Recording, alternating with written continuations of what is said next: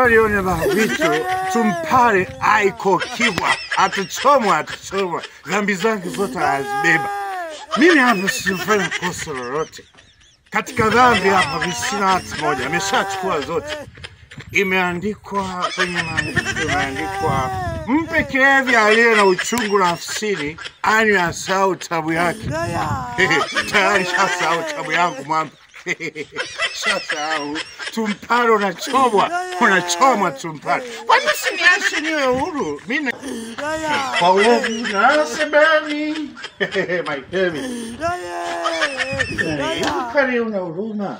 Huruma nini mtu? Mwogope Mungu, mwogope Mungu. Naona leo umeamua kunibadilisha hata style. Labda kulipolewa leo ndo enjoy mwenyewe. We, mtu akilewa anogi bwana, mambo gani hayo? Yaani mfusi.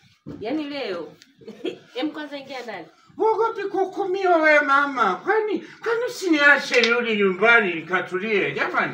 Urudi nyumbani kwani? Nipe talaka yangu. I need to go home. Basi sawa mfusi. Ingia ndani. Unipe talaka yangu. Maisha gani haya? Sijali utapewa talaka, ingia ndani. Chumbani. Pole mama mwifusi za mtoto anapitia mateso. Ndio